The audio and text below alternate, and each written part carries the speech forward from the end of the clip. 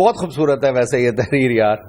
جب ابا کی تنخواہ کے پورے 350 روپے خرچ ہو جاتے تب اماں ہمارا پسندیدہ پکوان تیار کرتی. جی 350 جو تنخواہ ہے نا ابا جی کی, اس کا مطلب ہے کسی بزرگ آدمی نے لکھا ہوا.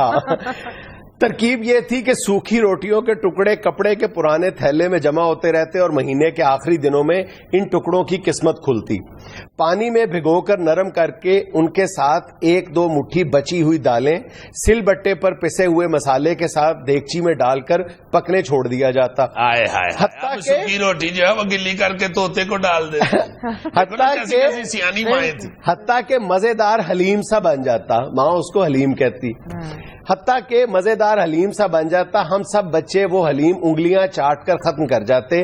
اماں کے لیے صرف دیگچی کی تہ میں لگے کچھ ٹکڑے ہی بچتے. ہائے ہائے ہائے.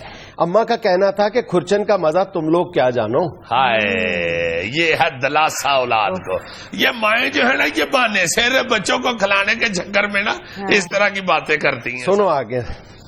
اور اماں ایسی سگڑ تھیں کہ ایک دن گوبھی پکتی, اگلے دن اس گوبھی کے پتوں اور ڈنٹلوں کی سبزی بنتی. یہ کہنا مشکل ہو جاتا کہ گوبھی زیادہ مزے کی تھی یا اس کے ڈنٹلوں کی سبزی. اماں جب بھی بازار جاتی تو غفور درزی کی دکان کے کونے میں پڑی قطرنوں کی پوٹلی بنا کے لے آتی. کچھ عرصے بعد یہ قطرنے تکیے کے نئے غلافوں میں بھر دی جاتی. کیونکہ اماں کے بقول ایک تو مہنگی روئی خریدو, پھر روئی کے تکیوں میں جراثیم پیدا کر لو. کیسے بچت والے لوگ تھے. پھر قطروں سے بھرے تکیوں پر اماں رنگ برنگے دھاگے سے شیر کاٹ دیتی. کبھی لاڈ آ جاتا تو ہنستے ہوئے کہتی تم شہزادے شہزادیوں کے تو نخرے ہی نہیں سماتے, سوتے بھی ہو تو شاعری پر سر رکھ کے سوتے ہو. عید کے موقع پر محلے بھر کے بچے غفور درزی سے کپڑے سلواتے. ہم ضد کرتے تو اماں کہتی وہ تو مجبوری میں سلواتے ہیں کیونکہ ان کے گھروں میں کسی کو سینا جو نہیں آتا. میں تو اپنے شہزادے شہزادیوں کے لیے ہاتھ سے کپڑے سیوں گی. اور یہ واقعی مائیں صرف بچت تو ایک طرف ہے, دوسرا پیار اتنا اولاد سے ہوتا تھا, ٹائم اتنا بچوں کو دیتی تھی کہ واقعی چاہ سے شوق سے بچوں کے کپڑے. ہم بہن بھائی جب ذرا سیانے ہوئے تو ہمیں عجیب سا لگنے لگا کہ محلے کے باقی بچے بچیاں تو نئے نئے رنگوں کے چمکیلے سے کپڑے پہنتے ہیں مگر ہمارے گھر میں سب ایک ہی طرح کے کپڑے پہنتے ہیں. مگر اماں کے اس جواب سے ہم مطمئن ہو جاتے کہ ایک سے کپڑے پہننے سے کنبے میں محبت قائم رہتی ہے. اور پھر ایسے چٹک مٹک کپڑے بنانے کا فائدہ جنہیں تم عید کے بعد استعمال ہی نہ کر سکو. یہ زیادہ یہ مضمون اس لیے پیارا لگتا ہے کہ واقعی یہ حقیقت سا ہر شخص کو اپنے گھر کی کہانی لگتی ہے. چھوٹی عید یوں بھی واحد تہوار تھا جہاں سب بچوں کو ابا 1-1 روپے والا چاند تارے کا سکہ دیتے.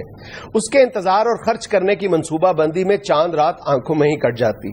صبح صبح نماز کے بعد ہم بچوں کی شاپنگ شروع ہو جاتی. سب سے پہلے سب بہن بھائی کوڑو کے ٹھیلے سے 1-1 پنی والی گول اینک خریدتے جسے پہن کر چال میں اطراہٹ سی آ جاتی. بقر عید پر سب کے ہاں قربانی ہوتی سوائے ہمارے.